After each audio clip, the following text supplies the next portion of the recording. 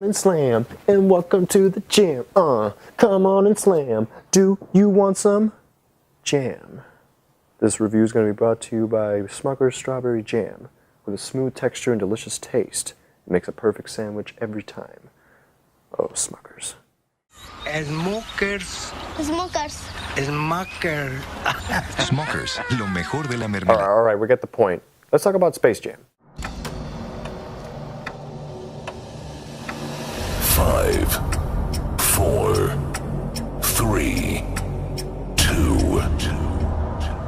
1.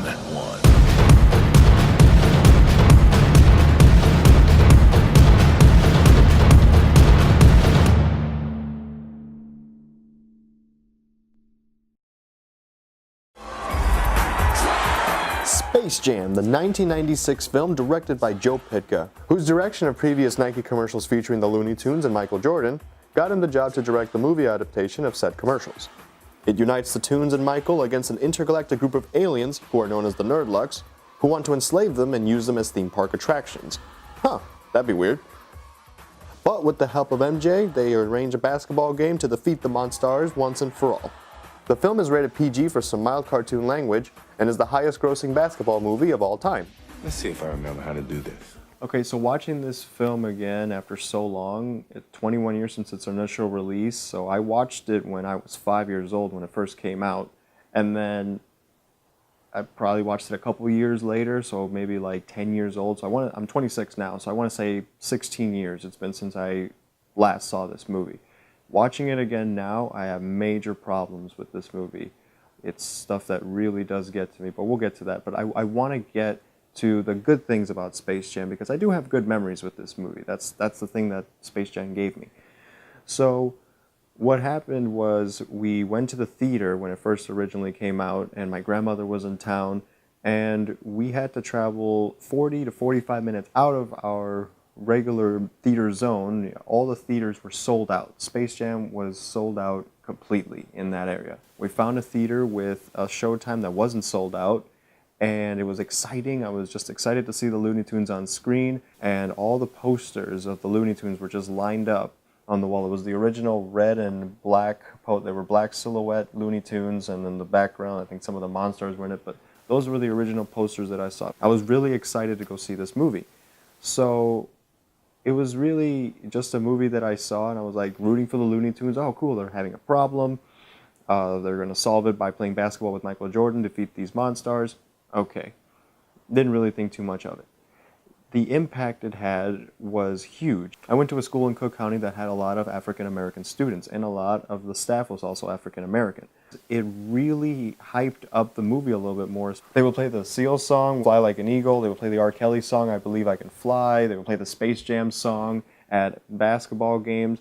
The soundtrack was about, helping people and, believing in yourself, and it really made you feel good. So it pumped up the movie for us, and it made us all want to go play basketball. Me and my friends, my dad, I was like, let's go play some basketball just for the heck of it, just because that movie did that to you. And there was the Warner Brothers store. I don't know if many of you remember that back in the day, but the store had everything from DC stuff to Looney Tunes things, everything Warner Brothers back in the day. So that was exciting too to go. And I know that's what the movie was trying to do, promote the store and stuff like that. But I mean, that's really fun because we really enjoyed these characters. That was my cartoon, the Looney Tunes, watching them with my sister and just enjoying them. My parents would sometimes watch them with us. That's what I remember with the Looney Tunes. Going to Six Flags Great America, that's in Illinois as well. 97 was Space Jam summer. I mean, we went to Six Flags, I think, twice that year, and it was really enjoyable. And that's what I have with Space Jam as far as memories go. But watching it now, it's really disappointing because you see it for what it truly is. It's an 88-minute commercial. And that's really sad because I wish the story would match with my good memories that I have. But it starts off really good. We start off with young Michael Jordan shooting a basketball outside. His dad comes out and tells him, hey son, it's late, it's time for you to go to bed. And Michael says, well, can I get one more shot? And Dad says, sure. He makes the shot and he tells him, well, okay, shoot till you miss. And then Michael, as he's shooting, is telling him about his hopes and dreams. And his dad is really supportive. And Michael also tells him that he's going to play baseball as soon as he's done. And that's really good. That right there, the first 2.5 minutes of the movie are the best. I mean, who wouldn't want their dad to support them in their dreams and aspirations? I mean, that's what's really good about that, first scene in the movie. It's really, really good. And then they have a montage of Michael Jordan's career and everything, and then, Space Jam. That's fine. Those first 3 or so minutes are the best in the movie. After that, the movie just goes downhill from there. I mean, I know what you're thinking. You're probably like, it's a kid's movie, but the Looney Tunes meant a lot more to me. The things that tie this movie together make little to no sense. We go up to a moon where there's an amusement park called Moron Mountain, which is run by an alien who's voiced by Danny DeVito. And he's looking for new attractions to replace his old ones because they're all broken and decrepit, and he's not bringing in many people. So as he's just talking to his little minion aliens, he sits on his remote control and all the TVs turn on and the Looney Tunes come on. And the little aliens say, hey, the Looney Tunes. Let's get the Looney Tunes to come to our amusement park. And that's what I have a problem with. I mean, didn't you need rides originally? I mean, that's pretty much what you saw. His rides aren't working very well, so he just needs new rides. He really doesn't need the Looney Tunes to, make his park any better. I mean, is he going to replace his amusement park for a comedy club? Moving on. So then we see the aliens, which are called the Nerdlucks. I seriously just figured, I know it's been 21 years since this movie's been released. I did not know that their name was the Nerdlucks. I thought it was the Monstars, but they turned into the Monstars. So they crashed into the parking lot of the Piggly Wiggly grocery store, which would have anyone even noticed that giant hole? Because, I mean, it's never talked about again in the movie. I mean, don't you think someone maybe would have noticed that giant hole in a grocery store leading to a Looney Tunes world? This just in, a massive crater was discovered in the parking lot of the Piggly Wiggly grocery store. Eyewitnesses say that an unidentified flying object crashed into the parking lot and has yet to resurface. Lead scientists are looking into what lies beneath the crater and have seemed to discover a Warner Brothers logo. The WB has been contacted but failed to leave a comment. We'll keep you up to date on this very confusing story. We follow the Nerdlucks into the Looney Tune world. There they tell the Looney Tunes that they're going to be their slaves, and the Looney Tunes laugh at them, and Bugs Bunny tells them that they have to prove themselves. Yeah, who says? Guess who? Why? Just a sec. So Bugs Bunny turns around and writes in a book, in a little sticky note, he tells them, you have to give them a chance to prove themselves. At first I had a problem with this scene, actually, because now that I think about it, the Looney Tunes probably would do that. That's something that the Looney Tunes would do to trick their enemy, so it's something I'm okay with. Then the Looney Tunes go back, a select few with Bugs Bunny, go back to talk about what they're going to do about the Nerdlucks. They come to the conclusion that they are big and the Nerdlucks are small. Basketball. We challenge you to a basketball game. That's it. Basketball it is. Basketball. Oh boy, oh boy. All right. Basketball. There is no... That's it. What? Moving on. So they tell the Nerdlucks that they're going to play them in a game of basketball, and the Nerdlucks have no idea what basketball is. What is basketball? What's that? Beats me. We didn't have that in school. What? So the Looney Tunes show them what basketball is with a black and white instruction video. This is something the Looney Tunes would not do. They wouldn't tell their enemy how to defeat them. That's not the Looney Tune way. If anything, the Looney Tunes would have taken this to their advantage and used it against them to pretty much drive them out of their world. And that's what gets to me about these Nerdlucks, or these little aliens that turn into the Monstars. They are supposed to be a threat to this world, to the Looney Tune world, and they're not that threatening. In fact, they're pretty stupid. Wow, you guys are really stupid. What do you mean? But in the video that the Looney Tunes show them, they learn that the best players in the world are in the NBA. The best players in the world. The best. So they leave the Looney Tunes world, which, why the heck didn't they just close the doors? But moving on, they go to every basketball game where there are famous basketball players like Charles Barkley, and there's other players, can't remember their names right now, but they go to basketball games to get the abilities of these basketball players, and they put them all in one basketball. Something that I found funny this time around was the basketball players losing their powers. I found that to be more entertaining than the actual movie I was watching. I mean, they're struggling to figure out what they're going to do without their abilities. They go to psychiatrists, they go to doctors. One of them even plays a little girl at a court and loses, and he's just ashamed of it. Not Charles Barkley. Sing it It's a out. wannabe who looks like him. Sorry. Break out. Be gone. Besides basketball, where you find yourself Yeah.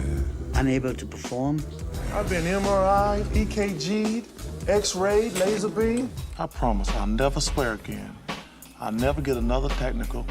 I'll never trash talk. I've got other skills. I could go back and work on the farm. what are you saying? That I'm trying to disobey my mama? But I love my mama. When did you first start having this dream? It wasn't a dream. It really happened. Maybe. Climbed up my back and into my brain.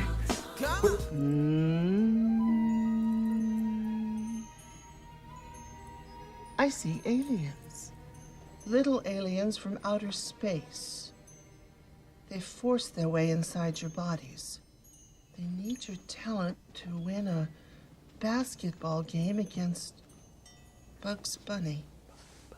I also see Michael Jordan being sucked down a golf hole by furry creatures. That's it.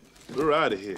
And I found that to be funnier, just the NBA players losing their abilities. That would make a great movie on its own. Bacteria like that can travel faster than the speed of light. Then they go back down to the Looney Tunes world, and they all touch the ball, and they turn into the Monstars. Which, on a side note, there's a really cool transformation by one of the Monstars.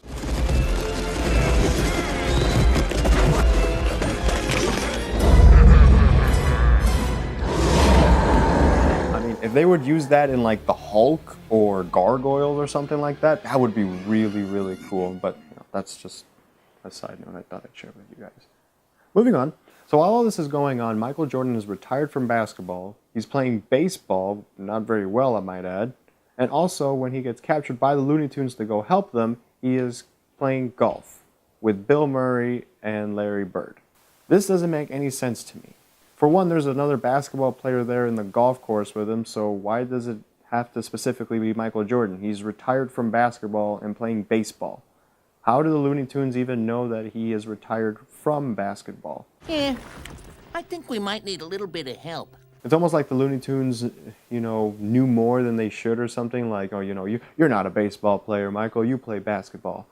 And that just makes no sense to me either. But moving on. So they kidnap Michael Jordan and bring him down to their world where they explain the problem. Michael at first isn't really aboard to help him out. Bugs Bunny. You were expecting maybe the Easter Bunny? You're a cartoon. You're not real. But once he sees that the Monstars are a threat, he does decide to help them.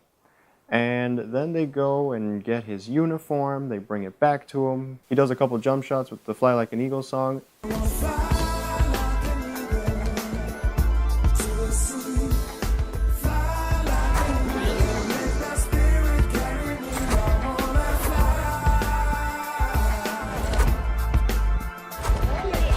And that's it. We directly just go to the basketball game. What? And I'm going, okay. I mean, wasn't he supposed to be there to help him out and train? We don't see any training montage at all. All they do is spit on the floor of the gym to clean it up, which, great. I get to see my childhood cartoon heroes spit on a dirty gym floor so that the Tasmanian Devil can go around and clean it up. Lemony fresh. What? You guys are nuts. And the rest of the movie's not even really worth mentioning. I mean, they just play a horrible basketball game with a bunch of fouls. There's a Pulp Fiction reference, which really kids won't get. Adults probably would. I guess that was the adult joke. And it's giving the Looney Tunes a purpose. You can't really give the Looney Tunes a purpose. I mean, if you tell them to paint a fence, you're going to get a really crappy fence. You're going to get a silhouette of Wile E. Coyote. You're going to get Screwy Ain't It on it. Paint it all in different colors. It's going to be a mess. Why give these guys an assignment?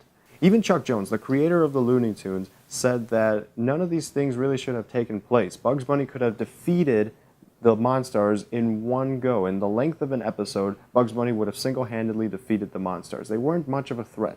And also, he was very offended over the language of the movie. I mean, it's not over the top language, but Porky Pig would never say. I wet myself. That's something that Porky Pig or the rest of the Looney Tunes would never do. And also, the director of the movie, Joe Pytka, even came out and said that this was pretty much just a corporate commercial for Warner Brothers and the NBA and Michael Jordan himself. That's pretty much it. Jim rewrote some of the script, and I rewrote some of the script. And then they had all these other writers come in and throw his shit together. It was like a potpourri. Throw the stuff in there, right? Oh, that bubble, get rid of that bubble, this thing. But it was nothing more than a long commercial. Put your Hanes on, lace up your Nikes, grab your Wheaties and your Gatorade, and we'll pick up a Big Mac on the way to the ballpark. This could have been a very special collaboration between Michael Jordan and the Looney Tunes. And the commercials were really, really good. They aired on the Super Bowl, and they were really funny. They promoted Nike very well. But to have a 88-minute movie about it and, just put a bunch of things together and say, well, here you go. I have nothing against Michael Jordan. Pump your brakes, kid. That man's a national treasure. My mom worked at the movie theater when Space Jam came out. And there was a private screening with Michael Jordan and a group of kids. I'm pretty sure they won a raffle or something. And they got to ask Michael questions, and they got to interact with him and give him high fives and take pictures, and they watched Space Jam with him. And my mom got to be a part of that private screening because she had to close down the doors and everything like that, and she said that Michael was really cool. And that's really awesome, Michael Jordan being a role model to these kids. There's even a movie called Like Mike. That's how big this guy was. That's how big he still is. And for him to come out and not be that entertaining or even that amusing to watch, it just, breaks your heart a little bit because this guy's just kind of walking around the movie, just kind of agreeing to everything. Okay, oh, your cartoons ain't real, then all right, I'll help you out. Let's play some basketball. And the winning shot of the movie, him just having to stretch his arm all the way out and make the winning shot with the Monstars holding him down. Come on. The one time when you're supposed to be Michael Jordan, you don't act like Michael Jordan. You act like a cartoon. It doesn't make any sense. What? And like I said, I have nothing against Michael Jordan. I love little Michael. I just think they were trying to put him in a collaboration together before they pretty much became irrelevant. And that kind of makes me sad. I really wish the movie matched with the memories because I really do love the Looney Tunes. So I'm going to give this movie a 2 out of 5 stars. The only reason it holds that high of a score is because I still have good memories with it. But I wish the story would be just as equally good as my memories. So that's the only reason. Maybe Space Jam 2 with LeBron James will be good. You're out of your mind. There is no way that LeBron will ever be Jordan. Nobody will ever be Jordan, okay? Okay, LeBron's a better rebounder and passer. Will you let me finish? Can you let me finish? Call me when LeBron has 6 championships. That's your only argument? It's the only argument I need, Sean! But hey guys, if you really want a good Looney Tunes experience, watch the original animated series or watch the original animated movies. They're a lot more entertaining and a lot more worth your time than Space Jam.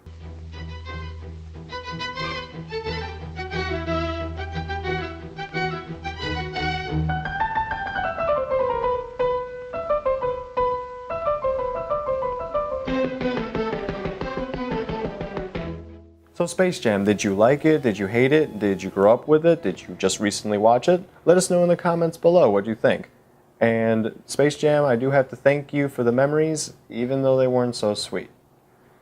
Just like this Smucker's Strawberry Jam. Commercial. What?